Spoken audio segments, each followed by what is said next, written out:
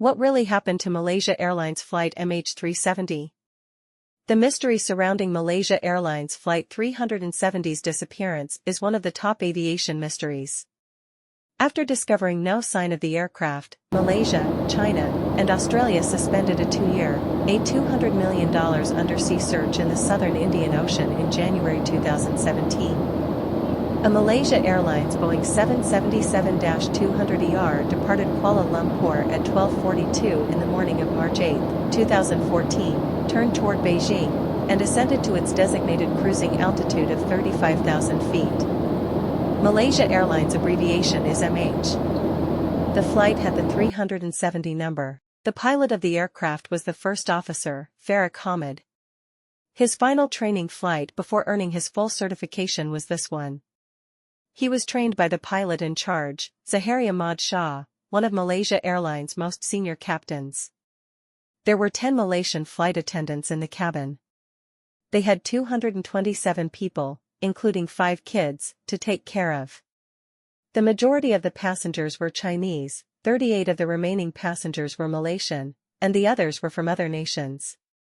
That evening, Captain Zahari ran the radio while First Officer Farik piloted the aircraft. The configuration was typical. The signals from Zahari were a little strange. He radioed that they had leveled off at 35,000 feet at 1:10 in the morning, which was unnecessary in radar-surveilled airspace where it is usual to report departing an altitude rather than arriving at one.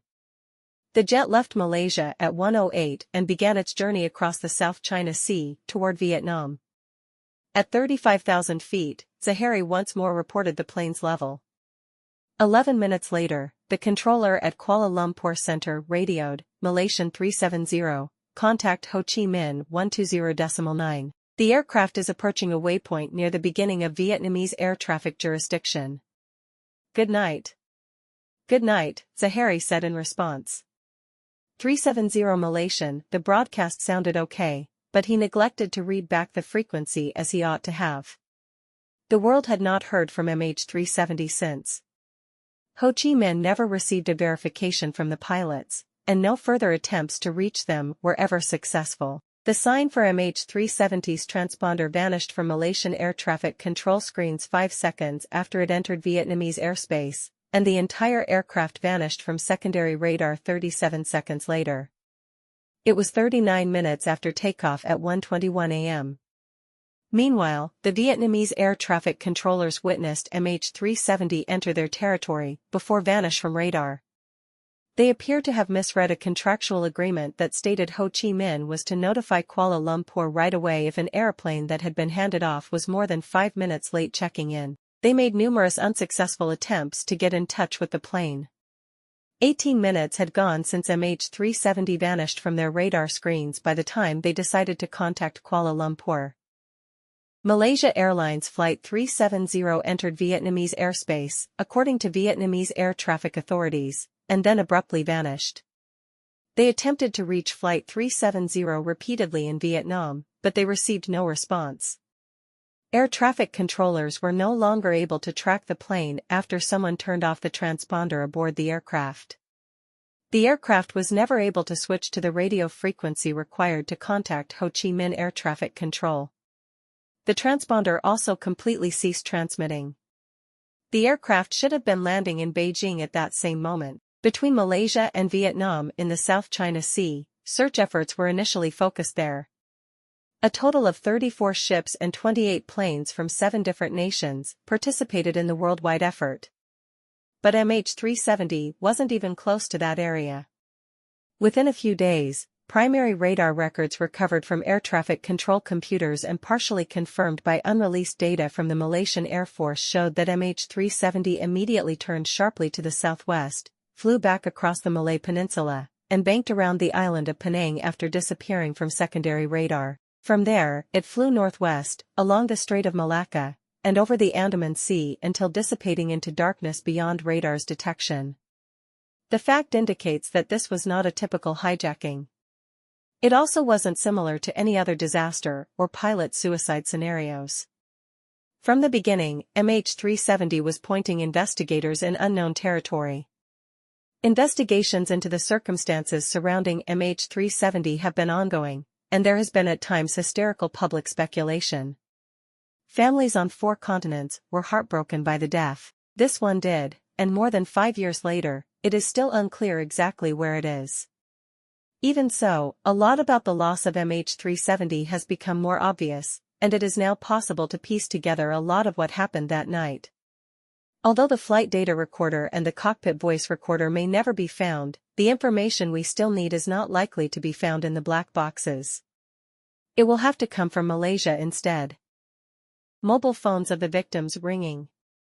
According to a different viewpoint, many family members allegedly heard a ringing tone for up to 4 days after the plane vanished. 19 families have reported that their loved ones' phones continued to ring for up to 4 days after the plane vanished. The search and findings. Blaine Gibson is a male American. Gibson set out on a mission to locate Malaysia Flight 370's remains, and throughout the years, he has discovered airplane wreckage on beaches all around the Indian Ocean. Even while individuals desperately wanted to believe they were still alive, it was confirmation of a terrible fact: everyone on board the flight had died. As soon as it stopped flying, it was violently put down instead of being put down softly. Gibson discovered a 6-foot airfoil fragment on July 29, 2015, on Réunion, a French island in the Indian Ocean, roughly 550 kilometers east of Madagascar. Even stranger was how Gibson discovered the second piece of the plane. His lifelong dream was to travel to every nation in the world. He had a premonition that another piece of the plane would turn up along Mozambique's shore, and sure enough, when he looked for it, it did. Gibson assisted in the search for additional airplane debris in northeastern Madagascar. The plane's gold mine was discovered on a beach. About a third of the Malaysia Airlines Flight 370 wreckage was found today, thanks to Gibson. Backpacks and purses have also been discovered, although they have not provided any useful information. His research revealed that the plane had flown continuously for 6 hours. Gibson and aerospace engineer Richard Godfrey think the plane went down in the Indian Ocean at a depth of 4,000 meters, 2,000 kilometers west of Perth, Australia. Many areas of the Indian Ocean are still unknown, despite the fact that official investigations are no longer being conducted. It's crucial to remember that many families are still struggling with the death of their loved ones. However, it's still critical to understand what happened to Malaysia Flight 370 in order to prevent a similar disaster in the future. Some people want greater aircraft surveillance to make sure tragedies like this don't happen again, but the technology available today is still in its infancy. Consider Malaysia Airlines Flight 370 as a freak accident and tragedy for the time being. Despite how annoying it is, the truth is that we might never know more.